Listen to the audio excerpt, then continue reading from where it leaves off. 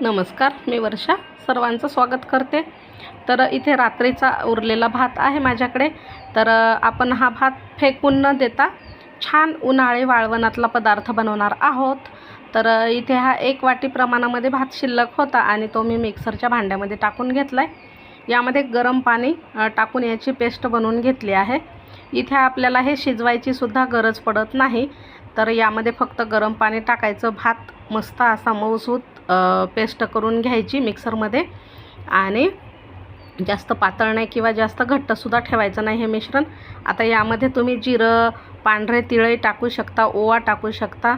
मी इथे पांढरे तीळ, चवीनुसार मीठ, थोडासा पापड खार टाकला आहे आणि छान असं एकजीव करून घेतलं, मिक्स करून घेतलं।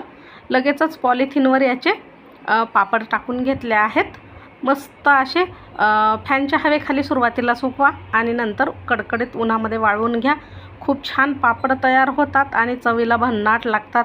तर उरलेला भात फेकून न देता असा हा वाळवणातील पदार्थ आपण घरी बनवू शकतो। नक्की बनवून पहा कसा झाला, कमेंट करा। व्हिडिओ आवडला तर लाईक करा, शेअर करा।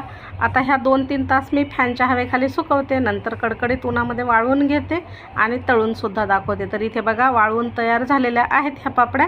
आता तेल गरम झालेलं आहे, आपण ह्या तळून सुद्धा बघूयात। तर मस्त दिसून तर खूप छान राहिल्यात। आता तळल्याच्या नंतर ह्या फुलतात की नाही बघा, डबल टिबलने फुलत आहेत। तर करून पहा, खूप छान लागतात खायला आणि वर्षभर टिकतात सुद्धा। नक्की करून पहा या उन्हाळ्यामध्ये हा पदार्थ। भेटू अशाच नवीन व्हिडिओमध्ये।